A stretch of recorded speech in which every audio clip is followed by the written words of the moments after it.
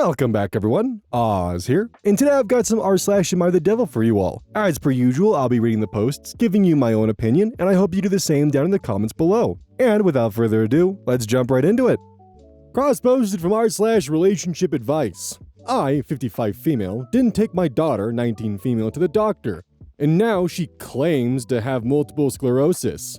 My daughter and I are estranged due to issues unrelated to the title. When she was growing up, she was a nightmare child and constantly lied about things for attention and sympathy. I tried my best and did what I could, but with all the lying and mood swings, I just couldn't be the parent she needed, evidently. A common theme when she was growing up was that parts of her body would go numb. It would come with no rhyme or reason and disappear just as magically. So I, of course, just wrote it off. She would claim to get random pains, then all of a sudden, she'd be right as rain. You can understand why I had a hard time believing it was anything more than attention-seeking. Another issue was her supposed tiredness and depression. To say she was lazy would be an understatement, so I chalked the tiredness up to the fact that she just couldn't be arsed being a normal human being. She had no reason to be depressed either, given how spoiled she was.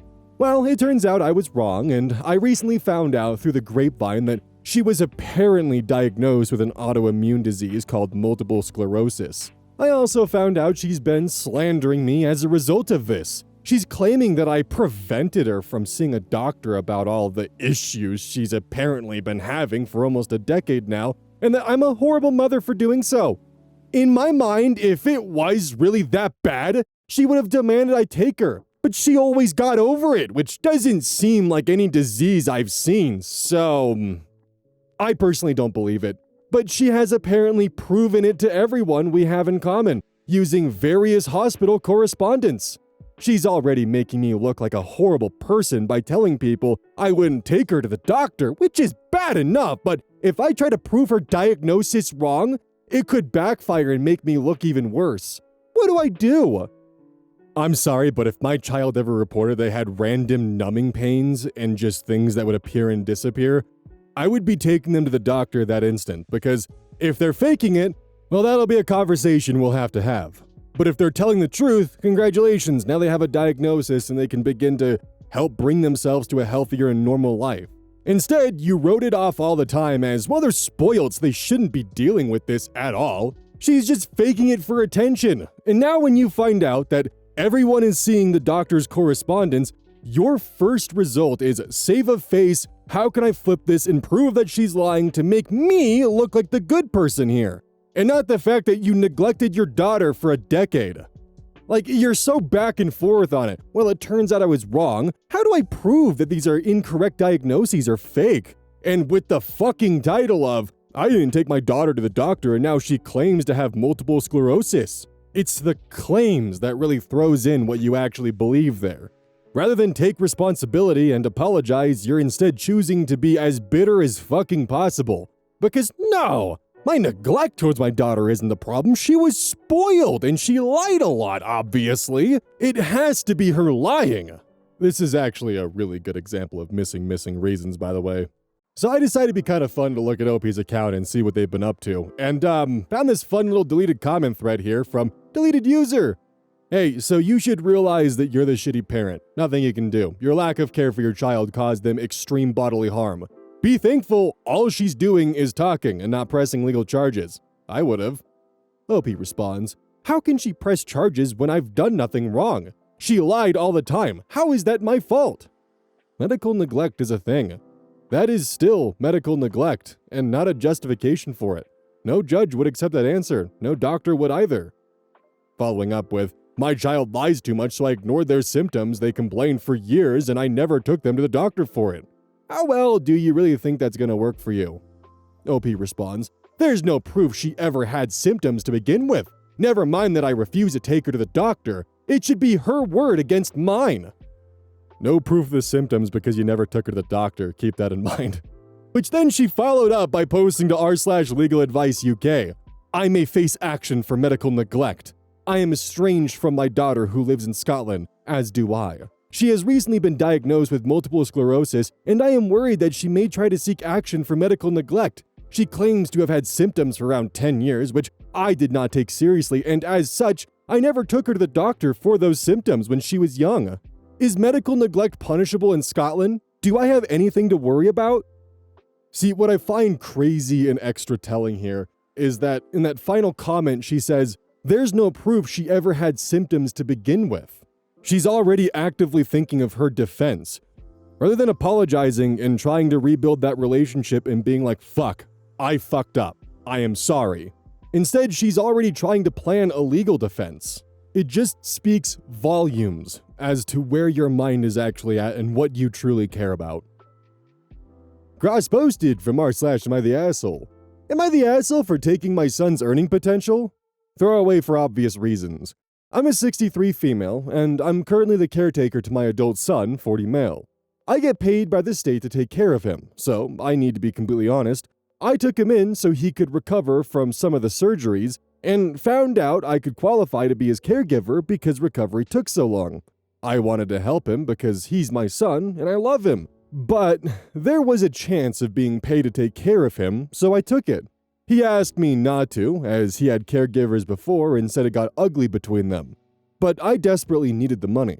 So I was approved, and became his state-appointed caregiver, and he really didn't have much of a choice because, and I will admit this is the only part I did any wrong, but I basically told him this happens, or he can find somewhere else to live. So he came around to the idea and I started making an income. It was great for a while, but then my son was approached by his caseworker and told he qualified for more hours. He became depressed and asked if the new hours could possibly be used for some of his expenses. I at first agreed, but he would try for the hours, and after he was approved, I thought it through a second time and decided that giving him money was against the rules and kept the extra income, which was a godsend for household expenses. Now we come to today. He asked for a small amount of money for a need, and I was annoyed. He uses weed cartridges. We're in a legal state for pain, and was out and wanted me to foot the bill and support his habit. This is because he hates taking opioid painkillers, but I can't support his habit too.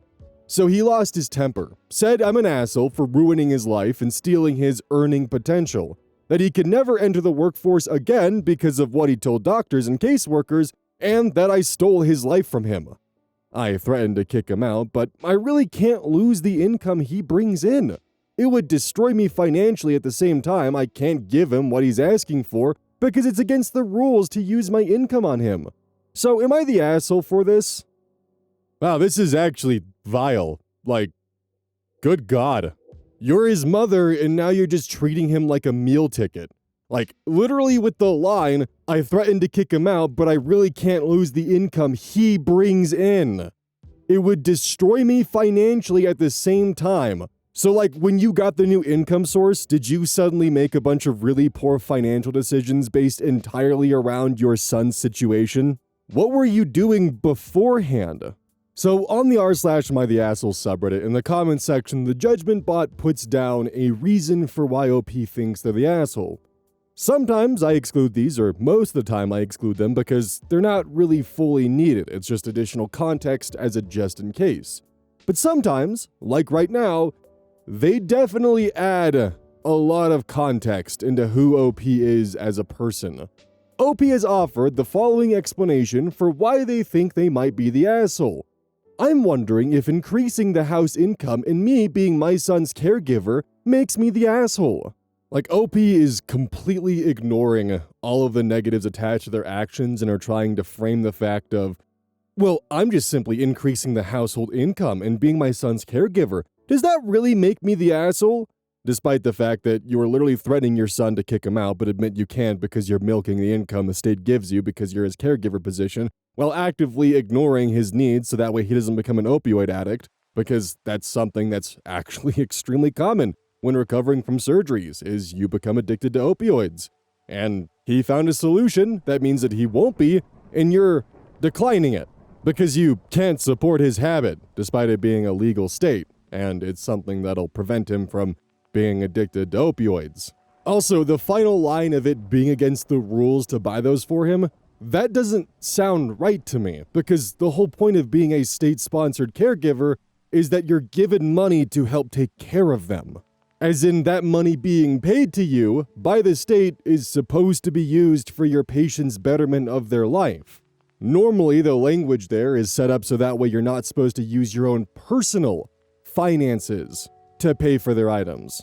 The whole point is that you use the actual state-sponsored account usually provided.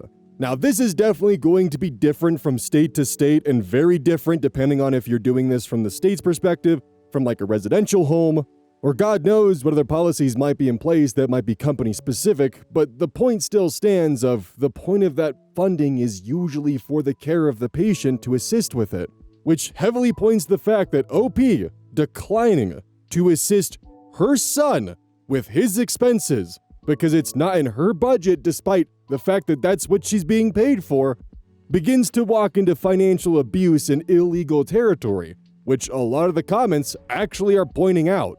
And unsurprisingly, OP then panicked and deleted their entire account. Not the post, just their account, when brought up with the fact that they could be doing something illegal, which unfortunately points to this post being real.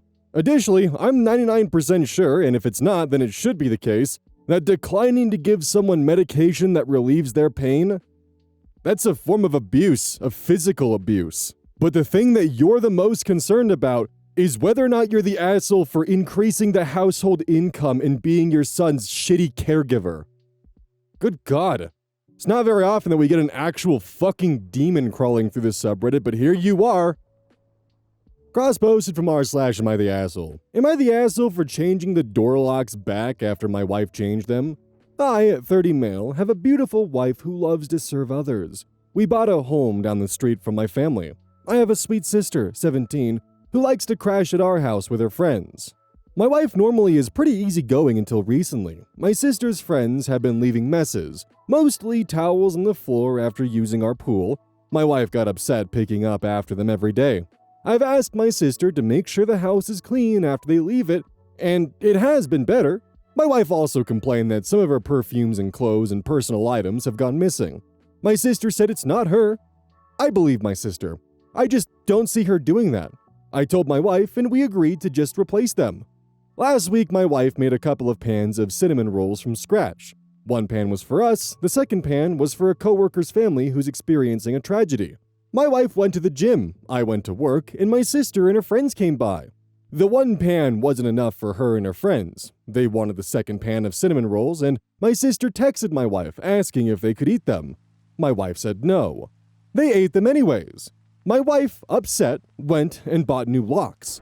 When I came home, my wife handed me a new key and told me that she didn't want anyone else to have a key to our house.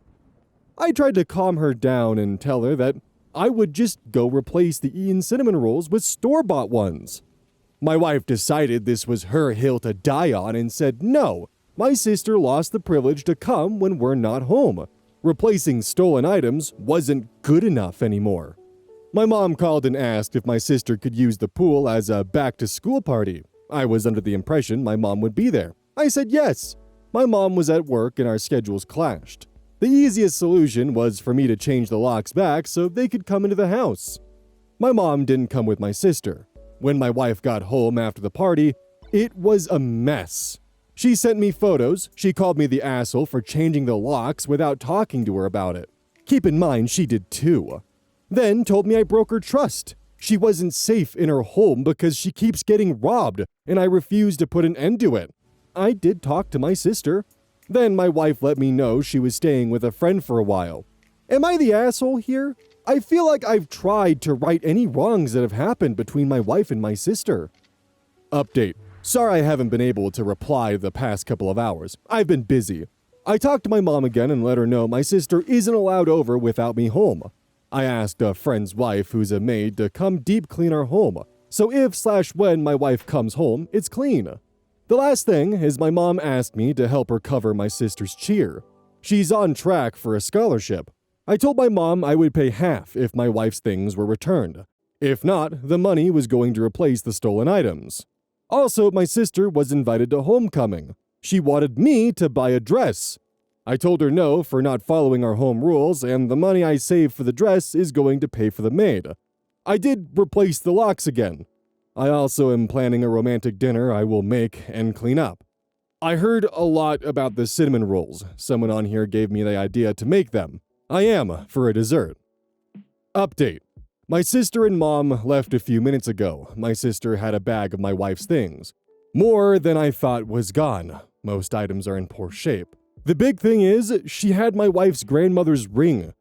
I thought was in the safe. I had no idea it was gone.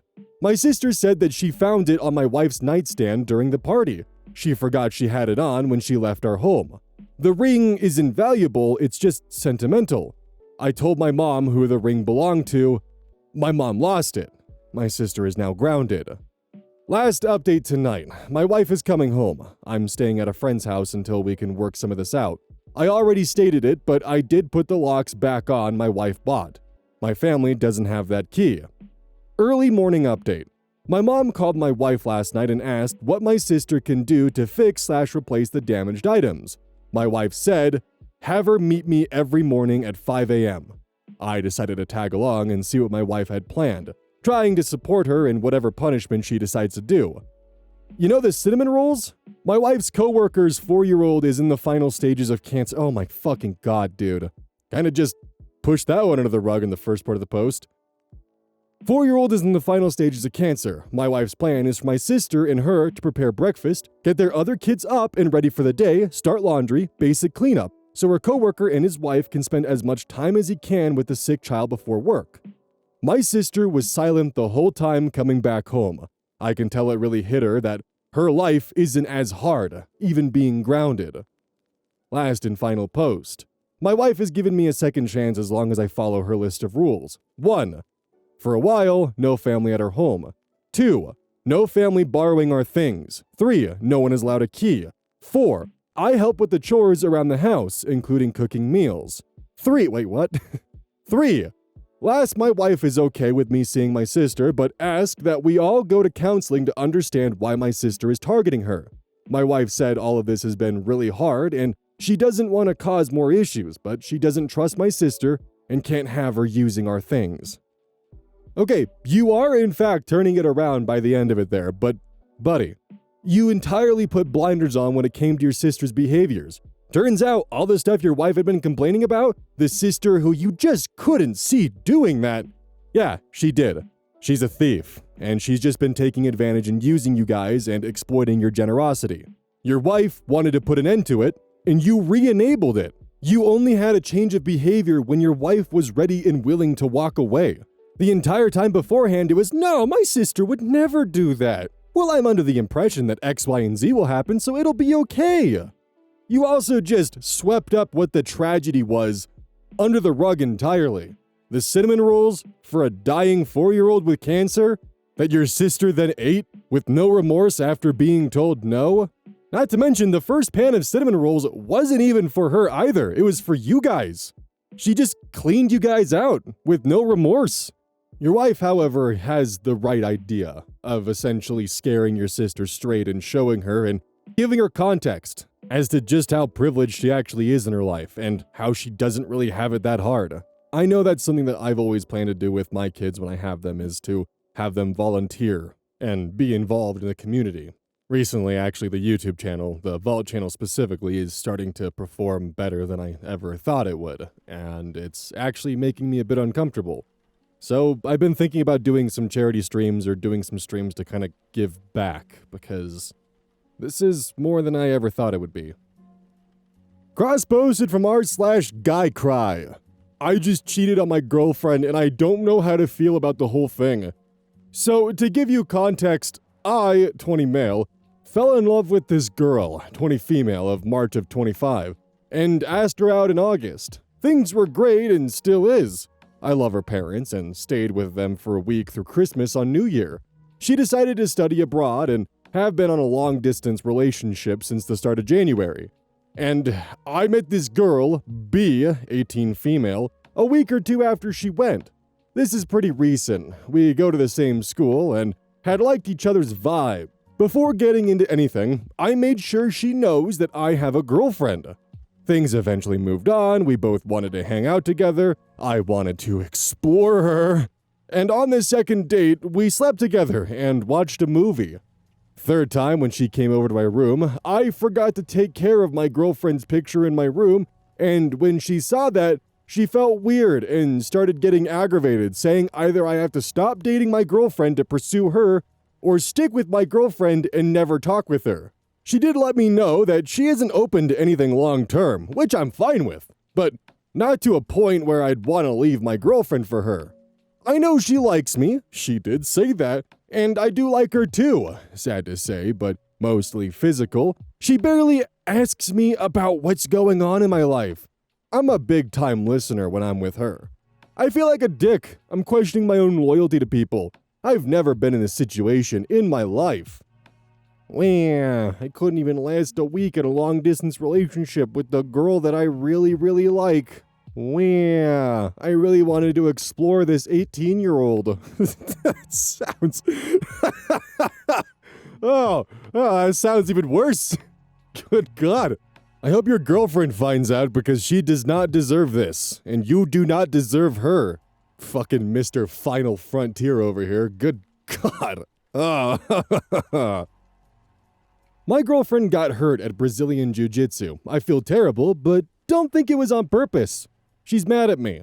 I started taking Brazilian Jiu-Jitsu in 2021 as a way to get into better shape after the lockdowns. I had joined a regular gym, and I also started going to a Brazilian Jiu-Jitsu academy on the advice of my cousin, who had started going to one. He lives in another province, however, he was able to recommend one where I live.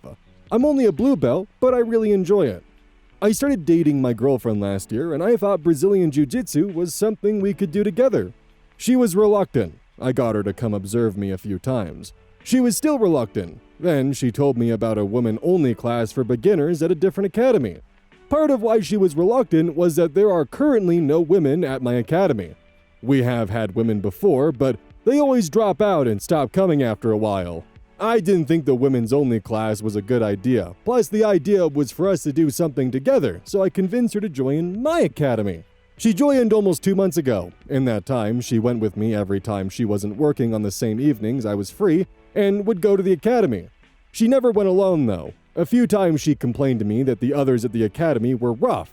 But it's a contact sport, and I convinced her to stay after she wanted to quit. Last week, I had to work a couple of days when she wasn't working. I tried to convince her to go without me. The first time she didn't, but the second time I got her to go. She got hurt that time. She was rolling with a blue belt and he got her into an arm bar. She says he went right into it and didn't go slow or give her time to tap. She broke her arm, the left ulna near the elbow. He says he was trying to show her how fast things happen in real life and didn't think her arm would break like that. She said the others should know because of the size and weight difference, and he should not have done that arm bar that forceful or fast. I believe him that it was an accident, however. I feel terrible for my girlfriend. I've only talked to her once since she got hurt. It was mostly her being upset, and I didn't really get to say anything. We were talking about moving in together. Now she said she doesn't want to. She said the others at the academy were rough and should have known to not go so hard because she's smaller than them. It's a contact sport, and one of the purposes is self-defense. I do not like that she's got hurt, but I also don't believe the blue belt or any of the others were rough on purpose. She won't talk to me. I don't even know what's going to happen with our relationship. She said she's mad at herself for not quitting when she wanted to, but she's mad at me too, and at our instructor. I don't know why she's mad at him. I feel awful that she got hurt, but at the same time, it's a contact sport, and injuries can happen. I don't think it was on purpose or anything like that.